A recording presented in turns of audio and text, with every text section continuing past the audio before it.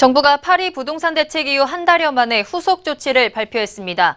이번 추가 대책의 핵심은 이른바 풍선 효과를 차단하고 치솟는 분양가를 잡겠다는 겁니다. 추가 투기과열지구 지정의 효력은 당장 오늘부터 발생하게 되는데요. 부작용은 없는지 또 얼마나 효력을 발휘할지 세계파이낸스 주형현 기자와 짚어보겠습니다. 안녕하십니까? 네, 주 기자, 정부가 어제 부동산 후속 대책을 내놨습니다. 투기 과열 지구를 추가로 지정했죠? 네, 그렇습니다. 정부가 파리 부동산 대책 발표 후 한 달 만에 경기도 성남 분당구와 대구 수성구를 투기 과열 지구로 추가 선정했습니다. 성남 분당구와 대구 수성구는 파리 대책 이후 주간 아파트 가격 상승률이 0.3% 전후에서 불안한 모습을 보였던 지역입니다. 네.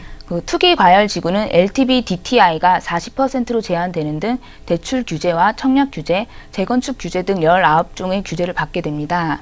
또 정부는 집값 집중 모니터링 대상 지역으로 인천 연수구, 부평구, 안양 만안구, 동안구, 성남 수정구, 중원구, 고양 일산 동구, 서구, 부산 등을 공개했습니다. 네.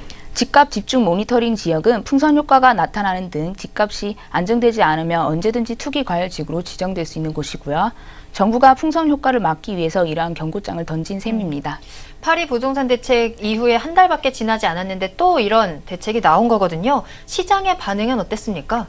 네, 우선 투기 과열 지구로 추가 선정된 지역에서는 주민들이나 공인중개사들이 당혹감을 감추지 못했습니다. 네. 우선 분당구 중개업소 관계자들은 어느 정도 예상을 했지만 역시나 당혹스럽다는 반응이고요. 네. 서울과 마찬가지로 당분간 거래 공백 상태에 빠질 것으로 예상됩니다. 결국 실수요자가 피해를 볼 수밖에 없다고 우려하기도 했습니다. 네. 대구 수성구 중개업소 관계자들은 지방을 서울이나 과천처럼 똑같이 규제하는 것은 어불성설이다 이런 반응이고요. 수성구가 투기 과열 지역으로 묶이면 대구 전 지역 경제에 타격을 줄 것이라며 우려했습니다. 대구가 투기 과열 지구로 지정된 건 2003년 노무현 정부 당시 대구 전역이 투기 과열 지구로 지정된 후 14년 만입니다. 부동산 후속 대책으로 이달에 예정이 됐던 가계부채 대책에 DTI가 전국적으로 확대될 가능성도 있다라는 얘기도 나오던데요. 어떻습니까? 네, 정부가 가계부채 관리 대책의 일환으로 주택담보대출 시 DTI 규제 예외 지역에 대해서도 60%를 적용하는 방안을 검토하는 것으로 지금 알려져 있습니다. 네. 최종구 금융위원장은 최근 간담회에서 DTI는 채무자의 상환 능력을 보는 것이기 때문에 지역적으로 차등화하는 게 비합리적이다 이런 반응을 했는데요. 네. 주택가격 하락과 소득 감소는 수도권 이외의 지역이라고 해서 예외가 될 수 없는 만큼 금융감독당국이 DTI 규제를 전국적으로 확대 적용해야 된다는 입장이고요. DTI 규제의 전국 확대는 파리 부동산 대책에서 비껴간 지역으로 풍선 효과가 나타나는 것을 차단하는 것으로 볼 수 있습니다. 금융당국은 DTI 규제의 전국 확대에 따른 영향을 이미 시뮬레이션으로 통해 확인한 상태입니다. 네, 만약에 DTI가 전국으로 확대가 된다면 파장이 클 수밖에 없을 것 같은데요. 네, 아무래도 강력한 규제인 만큼 파장이 클 것으로 보이는데 네. 초반에는 이제 시장의 혼란을 야기할 수 있다는 반응도 나오고 있습니다. 충분한 검토 및 검증이 없인 제도 도입을 서두르면 안 된다는 반응도 있고요. 장기적으로 봤을 때 DTI 규제를 지역별 규제가 아닌 차주별 규제로 적용될 수 있도록 전반적인 규제 방향 전환이 필요하다는 지적도 나오고 있습니다. 네. DTI 규제가 전국적으로 적용되면 풍선 효과를 잠재우기에는 어느 정도 효과가 있을 것으로 예상됩니다. 이렇게 만약에 규제가 강화가 된다면 정작 주택 구입이 어려워지는 층도 분명히 있을 것 같은데요. 어떤가요? 아무래도 젊은 세대층들이 주택 구입이 힘들어질 것으로 젊은 보입니다. 세대요. 네. 네. 청약 당첨도 힘들어 보인다는 게 관측이고요. 젊은 맞벌이 부부는 청약 규제로 분양 시장 진입이 어려워졌고 보유 자산은 많지 않지만 소득이 높아 대출이 막히면서 자금 마련도 힘들어 보입니다. 네. 그리고 서울에서 분양되는 모든 신규 주택이 청약 가점제로 배정돼 상대적으로 청약 가점이 낮은 젊은 층의 당첨 확률이 희박해진 상태고요. 규제가 강화되면 젊은 세대는 대출 규제로 자금 마련도 힘들어집니다. 전문가들은 투기 의지가 없는 선의 수요자를 위한 청약 가점제 적용 비율 및 주택담보대출 적용 비율을 조정해야 할 필요가 있다고 지적하고 있습니다. 네, 그런데 이번 후속 조치에 대해서도 역시 수요를 억제하는 대책만 나왔다라는 지적도 있던데요. 네, 맞습니다. 파리 부동산 대책이 이번 후속 조치에도 주택 공급 대책은 포함되지 않았다는 비판이 제기되고 있는데요. 네네. 전문가들은 이번에 나온 조치도 공급 조절 대책이 아닌 수요 억제 대책이라며 앞으로 공급 대책이 나오지 않으면 추후에 주택 가격이 급등할 수 있다는 여지를 남길 수 있다고 우려하고 있습니다. 네. 특히 서울에서 진행되고 있는 재건축 사업에 제동이 걸리면서 주택 공급 축소로까지 이어질 것이라는 전망도 나옵니다.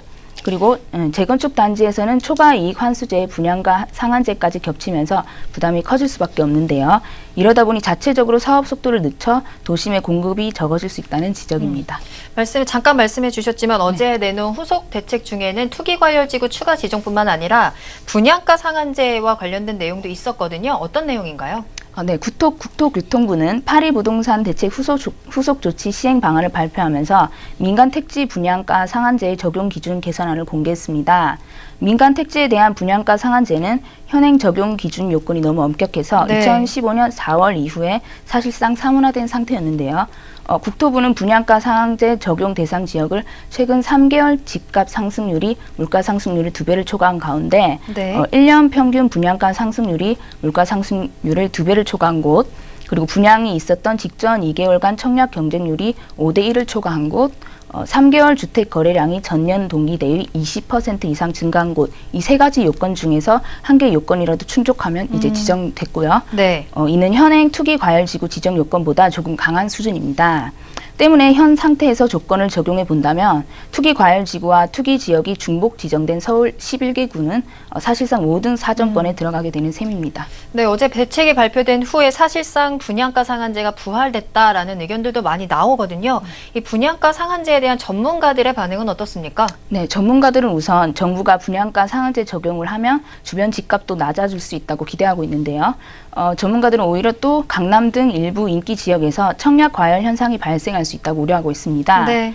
상한제가 시행되면 오히려 강남권에 대한 청약 시장이 과열되는 등 특정 지역에 대한 쏠림 현상이 더 심해질 것이라는 지적이 나오고 있습니다. 이렇게 한 달 만에 또 후속 대책을 내놓았는데 실제로 파리 부동산 대책 이후에 매매값 현상은 어땠습니까? 이제 서울은 아파트 매매 가격이 0.37% 오르는 등 전체 주택 시장 오름세가 많이 줄어든 상태고요. 네. 네, 서울 재건축 시장도 지금 움츠러드는 상황이라서 향후 서울뿐만 아니라 수도권 주택 시장 전반적으로 매매 가격이 좀 오르거나 낮춰질 것을 보입니다. 네, 잘 들었습니다. 지금까지 세계파이낸스 주형영 기자와 이야기 나눠봤습니다.